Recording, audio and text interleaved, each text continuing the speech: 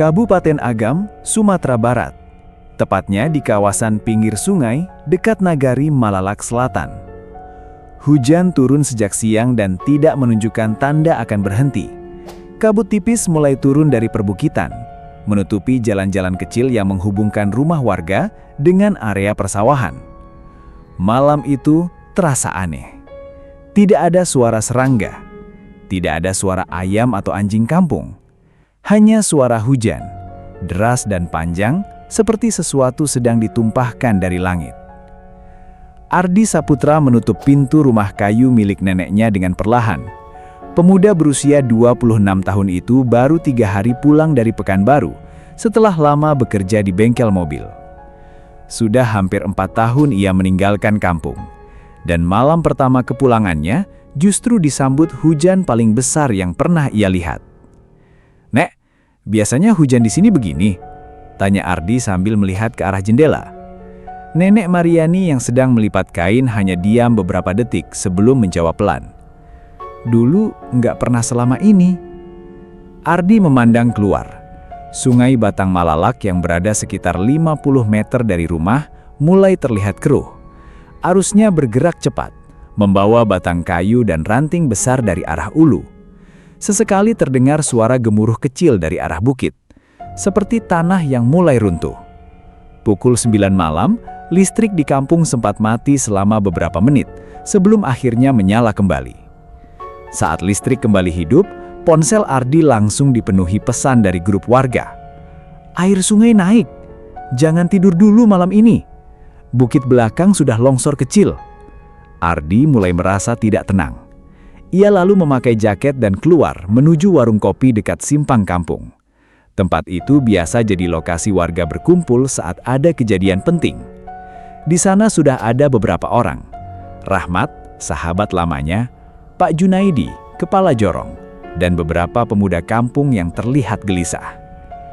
"Asli, aku baru lihat sungai sederas ini," kata Rahmat sambil menatap hujan. Pak Junaidi menghisap rokoknya dalam-dalam. "Kalau hujan sampai subuh, kita bisa kena banjir besar." Suasana langsung hening. Salah satu pemuda lalu menunjuk ke arah jalan dekat jembatan kecil. Itu siapa?" Semua menoleh. Di tengah hujan deras, terlihat seseorang berdiri di pinggir sungai. Sosok perempuan. Rambutnya panjang, bajunya putih pucat. Ia berdiri diam menghadap arus sungai tanpa bergerak sedikit pun. "Warga sini?" bisik Rahmat. Ardi menyipitkan mata. "Aneh, dari tadi dia nggak gerak." Pak Junaidi langsung mengambil senter. "Jangan ada yang ikut, aku lihat dulu." Namun baru beberapa langkah keluar dari warung, petir besar menyambar langit. Duar! Lampu kampung langsung mati total. Gelap. Warga spontan panik. Beberapa detik kemudian, saat senter dinyalakan kembali, sosok perempuan itu sudah tidak ada. Hilang begitu saja. Padahal jalan menuju sungai hanya satu. Rahmat mulai pucat. "Di mana orangnya?"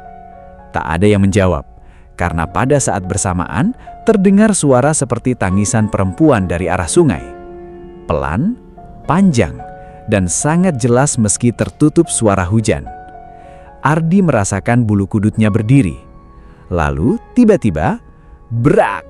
Suara keras terdengar dari arah ulu, seperti sesuatu yang sangat besar baru saja runtuh. Dan beberapa detik kemudian, air sungai mulai meluap ke jalan kampung. Air sungai meluap begitu cepat. Dalam hitungan menit, jalan utama Nagari Malalak Selatan berubah menjadi aliran coklat pekat yang membawa lumpur, kayu, dan sampah dari arah hulu. Warga langsung panik. "Air masuk! Air masuk!" Teriakan terdengar dari berbagai arah kampung. Ardi dan Rahmat berlari membantu warga yang rumahnya paling dekat dengan sungai. Hujan semakin deras, langit terus menggelegar tanpa henti. Beberapa ibu menangis sambil menggendong anak mereka keluar rumah. Sementara itu, suara gemuruh dari arah bukit semakin sering terdengar, seperti ada sesuatu yang bergerak turun dari atas gunung. "Ardi, ini bukan banjir biasa," ucap Rahmat dengan napas gemetar. Pak Junaidi langsung memerintahkan warga menuju musola yang posisinya lebih tinggi. "Jangan ada yang tinggal di rumah, cepat!" Ardi berlari pulang untuk menjemput neneknya. Namun ketika sampai di rumah, dadanya langsung terasa dingin. Pintu rumah terbuka, lampu mati, dan neneknya tidak ada di dalam. "Nek!" Ardi masuk sambil menerangi rumah dengan senter ponselnya. Air sudah masuk setinggi mata kaki. "Nek! Nek!" Tidak ada jawaban. Hanya suara hujan dan dentingan seng yang dipukul angin. Tiba-tiba, krek! Suara langkah terdengar dari dapur belakang. Ardi langsung menoleh cepat. Sorot senter mengarah ke lorong dapur yang gelap. Kosong. Namun lantai kayu di sana terlihat basah, seperti baru dilewati seseorang. "Nek!" Perlahan Ardi melangkah mendekat. Dan tepat saat ia hampir sampai ke dapur, bruak! Suara ledakan besar mengguncang kampung. Tanah bergetar hebat.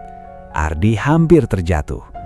Dari luar terdengar teriakan warga, "Banjir bandang!" Ardi langsung berlari keluar rumah, dan matanya membelalak.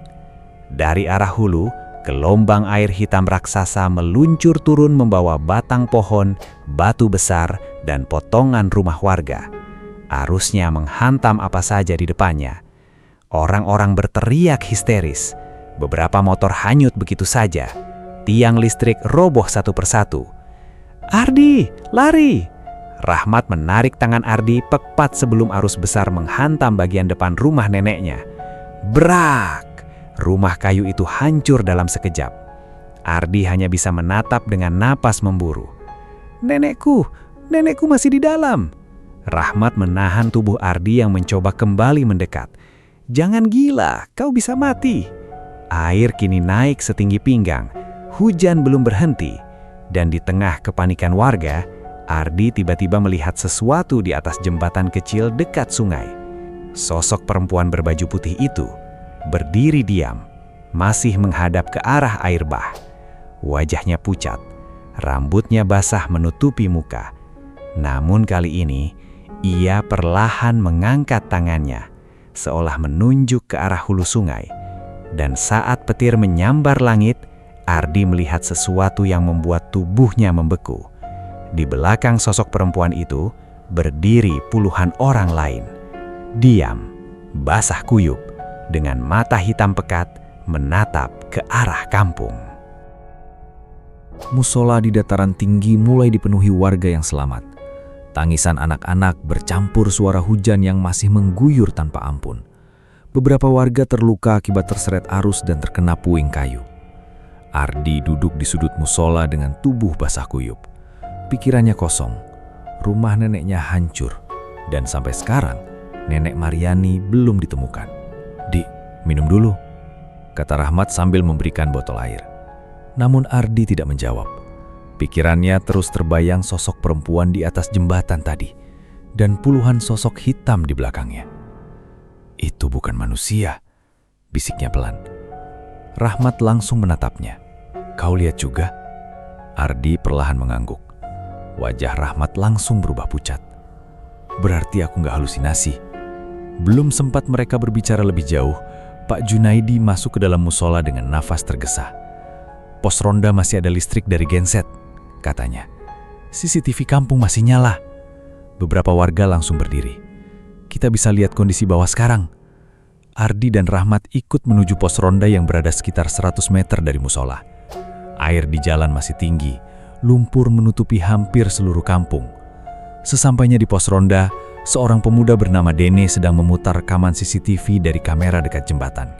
Monitor kecil itu berkedip-kedip karena listrik tidak stabil. "Ini rekaman 15 menit sebelum banjir besar datang," kata Deni pelan. Semua orang langsung diam memperhatikan layar.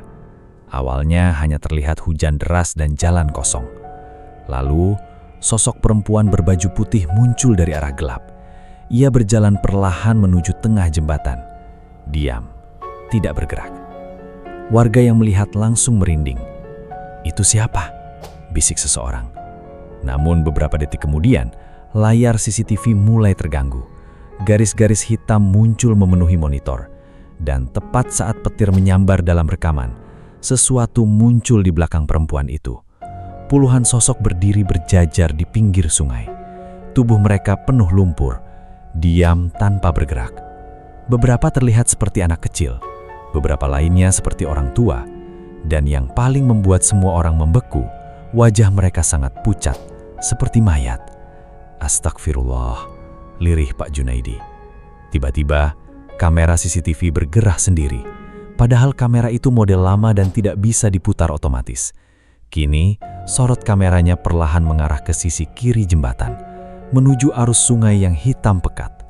Lalu, sebuah wajah muncul sangat dekat di depan kamera. Wajah perempuan, kulitnya putih kebiruan, matanya hitam seluruhnya, dan mulutnya bergerak pelan seperti sedang berbisik. Monitor langsung mati. Semua orang terdiam, tidak ada yang berani bicara. Hingga Denny berkata dengan suara gemetar, Tadi dia ngomong sesuatu. Apa? Tanya Rahmat cepat. Denny menelan ludah. Dia bilang, airnya belum selesai membawa mereka. Dan tepat setelah kalimat itu diucapkan, suara dentuman keras kembali terdengar dari arah hulu sungai. Duar! Dentuman keras dari arah hulu membuat kaca pos ronda bergetar hebat. Semua orang langsung keluar, dan wajah mereka seketika pucat. Dari kejauhan, terlihat aliran air baru turun dari arah bukit, jauh lebih besar dari sebelumnya, membawa batang pohon besar, bebatuan, bahkan potongan atap rumah warga. "Naik lagi! Airnya naik lagi!" teriak seseorang. Panik kembali pecah. Warga yang sebelumnya berlindung di musola mulai berlarian mencari tempat lebih tinggi menuju bangunan SD negeri di atas bukit kecil dekat kebun pinang. Hujan masih turun deras. Langit seperti tidak memberi kesempatan siapapun bernafas. Ardi ikut membantu membawa seorang anak kecil yang kakinya terluka akibat terkena kayu hanyut. Namun di tengah kekacauan itu, ia mendengar suara aneh. Tangisan perempuan. Sama seperti sebelumnya, pelan, dekat, sangat dekat. Ardi langsung menoleh ke arah sungai, dan tubuhnya seketika membeku. Di tengah arus banjir yang deras, ada seseorang berdiri. Perempuan berbaju putih itu. Tubuhnya tidak hanyut sedikit pun meski air menghantam sangat deras. Ia berdiri tepat di tengah banjir. Kepalanya tertunduk, rambut panjangnya menutupi wajah. "Di, jangan lihat!" Sambil teriak Rahmat menarik lengan Ardi, namun terlambat. Perempuan itu perlahan mengangkat wajahnya, dan kali ini Ardi bisa melihat dengan jelas. Wajahnya penuh lumpur, matanya hitam pekat, mulutnya terbuka lebar seperti sedang berjerit, namun tidak ada suara keluar. Tiba-tiba, brak! Arus besar menghantam jembatan kecil kampung. Jembatan itu runtuh seketika. Beberapa warga yang masih berada di bawah menjerit histeris. Lampu genset pos ronda padam. Gelap total. Kini kampung hanya diterangi cahaya petir yang menyambar tanpa henti. Di tengah gelap itu, terdengar suara banyak orang berjalan di air. Ciptak, ciptak, ciptak. Pelan, bersamaan, seperti ada puluhan orang mendekat. Rahmat menyorotkan senter ke arah jalan yang tergenang, dan semua orang langsung mundur ketakutan. Di ujung jalan, terlihat banyak sosok berdiri diam. Jumlahnya puluhan. Tubuh mereka penuh lumpur. Baju mereka compang-camping, dan sebagian wajah mereka tampak rusak seperti korban hanyut. "Astagfirullah," lirih Pak Junaidi sambil gemetar. Salah satu warga tiba-tiba berteriak histeris, "Itu Mauli!" Semua menoleh. Benar, salah satu sosok itu adalah Mauli, warga kampung yang dilaporkan hanyut 2 tahun lalu saat banjir besar. Wajahnya pucat membusuk, namun ia berdiri di sana, diam menatap warga satu persatu. Lalu sosok-sosok itu mulai berjalan perlahan mendekati kampung. Air di sekitar mereka mendadak menjadi lebih hitam, dan bau lumpur busuk mulai memenuhi udara. Ardi mundur perlahan dengan nafas memburu. Namun tiba-tiba, ia melihat satu sosok lain di antara mereka. Tubuhnya kecil, memakai kain batik coklat. Dan saat petir menyambar, Ardi langsung mengenalinya. Itu, suara Ardi bergetar. Itu, nenekku. Nek! Suara Ardi melemah. Tubuhnya langsung bergerak maju menembus genangan air, meski Rahmat berusaha menahannya. Ardi, jangan dekat sana! Namun Ardi sudah tidak mendengar apapun lagi. Di tengah puluhan sosok berlumpur itu, ia melihat wajah Nenek Maryani. Pucat, basah, tatapannya kosong. Kain batik yang biasa dipakai neneknya masih melekat di tubuhnya, penuh lumpur hitam. Nek, ini Ardi.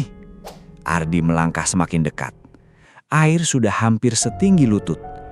Hujan turun makin deras hingga pandangan mulai kabur. Sosok-sosok di depan tetap diam, tanpa suara. Tidak berkedip, tidak bergerak. Lalu perlahan, Nenek Maryani mengangkat tangannya. Bukan memanggil, bukan meminta tolong, tetapi menunjuk ke arah belakang Ardi. Rahmat yang melihat itu langsung membelalak. Di belakangmu! Ardi menoleh cepat, dan jantungnya hampir berhenti. Gelombang air besar kembali turun dari arah hulu, lebih tinggi, lebih hitam, membawa pohon tumbang dan puing rumah. Lari! Semua warga langsung berhamburan naik ke arah bukit. Ardi dan Rahmat terseret tepat beberapa detik sebelum arus menghantam jalan kampung. Brak! Warung kopi tempat mereka biasa berkumpul hancur seketika. Motor-motor hanyut, tiang listrik roboh. Jeritan warga bercampur suara banjir yang menggelegar seperti monster raksasa di tengah malam. Ardi dan Rahmat berhasil mencapai halaman SD negeri di atas bukit bersama warga lainnya. Namun saat mereka menoleh ke bawah, kampung itu hampir tidak terlihat lagi. Sebagian rumah sudah tenggelam, lampu padam total. Hanya ada gelap dan suara air. Beberapa warga menangis histeris karena kehilangan anggota keluarga. Sementara Pak Junaidi sibuk menghitung siapa saja yang belum sampai ke tempat evakuasi. 13 orang belum ditemukan, katanya dengan wajah pucat. Ardi terduduk lemas di tangga sekolah. Pikirannya kacau. Ia yakin tadi melihat neneknya, tapi sesuatu terasa salah. Tatapan itu bukan seperti manusia hidup. Tiba-tiba, Denny datang sambil membawa handycam kecil miliknya. Aku tadi sempat rekam kondisi bawah, katanya terengah. Pas air kedua datang, beberapa warga langsung mendekat. Denny memutar rekaman itu. Gambar video berguncang karena ia berlari saat merekam. Awalnya hanya terlihat banjir dan warga yang panik. Namun ketika video mengarah ke jalan dekat jembatan, semua orang langsung membeku. Di tengah arus deras, puluhan sosok berdiri diam, tidak hanyut, tidak bergerak, persis seperti yang mereka lihat tadi. Dan di antara sosok itu, terlihat perempuan berbaju putih berdiri paling depan. Wajahnya kini terlihat jelas di kamera. Kulitnya penuh retakan hitam seperti tanah kering. Matanya gelap kosong. Lalu, perlahan ia menoleh ke arah kamera dan tersenyum. Seketika, video penuh gangguan. Suara berisik memenuhi handycam. Krrrr. Namun di balik suara itu, terdengar suara perempuan berbisik sangat pelan. Semua akan ikut hanyut. Video tiba-tiba berhenti sendiri. Layar handycam mati total. Dan pada saat bersamaan, dari arah bawah kampung terdengar suara sirine mobil SAR mulai mendekat. Tetapi anehnya, di balik suara sirine itu, masih terdengar suara tangisan perempuan dari tengah banjir. Menjelang subuh, hujan akhirnya mulai reda. Namun Nagari Malalak Selatan sudah berubah menjadi lautan lumpur. Rumah-rumah hancur, pohon tumbang berserakan, dan suara tangisan keluarga korban terdengar di mana-mana. Tim SAR datang bersama relawan dari Bukit Tinggi dan Padang, membawa perahu karet serta lampu sorot besar. Evakuasi langsung dilakukan sejak pagi. Satu persatu korban ditemukan. Sebagian selamat, sebagian lainnya ditemukan tak bernyawa di antara kayu dan lumpur. Ardi ikut turun bersama tim mencari Nenek Maryani. Namun semakin lama pencarian dilakukan, hatinya semakin tidak tenang. Karena ia terus teringat wajah neneknya semalam. Wajah pucat yang berdiri di tengah banjir bersama sosok-sosok lain. Menjelang siang, Denny memanggil Ardi ke posko darurat. "Aku berhasil hidupkan lagi handycam sama CCTV pos ronda." Wajah Denny terlihat pucat sejak tadi malam. "Ada sesuatu yang harus kau lihat." Ardi dan Rahmat masuk ke dalam tenda kecil tempat genset dinyalakan. Monitor CCTV kembali menyala, meski gambarnya buram. Denny memutar rekaman terakhir sebelum kamera rusak total.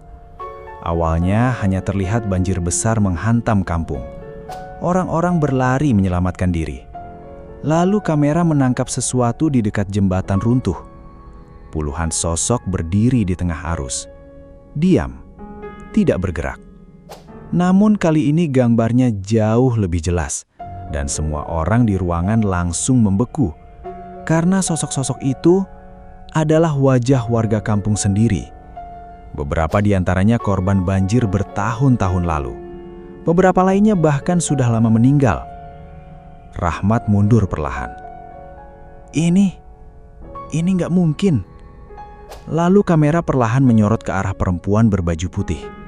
Dan saat wajahnya terlihat jelas, Ardi langsung gemetar. Perempuan itu ternyata bukan orang asing, melainkan Siska, seorang gadis kampung yang meninggal terseret banjir 10 tahun lalu. Tubuhnya tidak pernah ditemukan. Konon malam sebelum ia hilang, Siska sempat memperingatkan warga bahwa sungai akan membawa orang-orang yang belum pulang. Namun tidak ada yang percaya. Rekaman terus berjalan, dan tiba-tiba semua sosok di kamera perlahan menoleh bersamaan ke arah CCTV, termasuk Siska. Lalu monitor dipenuhi suara dengung keras, "Krrrr," dan muncul satu kalimat samar di layar. "Kami masih di sungai." Monitor langsung mati, genset padam, suasana hening total. Tidak ada yang berani bicara. Malam harinya, banjir mulai benar-benar surut. Namun dari 13 warga yang hilang, 4 orang tidak pernah ditemukan, termasuk Nenek Mariani. Pemerintah akhirnya menutup akses ke jembatan lama yang hancur akibat banjir bandang itu. Warga mulai pindah ke daerah lebih aman. Tetapi sejak kejadian malam itu, tak ada lagi yang berani keluar saat hujan besar turun di Nagari Malalak Selatan. Karena beberapa warga mengaku, kadang saat tengah malam, mereka masih melihat sosok perempuan berbaju putih berdiri di dekat sungai. Diam, menghadap arus air. Dan anehnya, kamera CCTV baru yang dipasang pemerintah sering rusak sendiri setiap kali merekam area jembatan lama. Namun sebelum rusak, kamera itu selalu menangkap hal yang sama. Puluhan sosok berdiri di tengah sungai, menatap ke arah kampung, seolah masih menunggu seseorang ikut hanyut bersama mereka.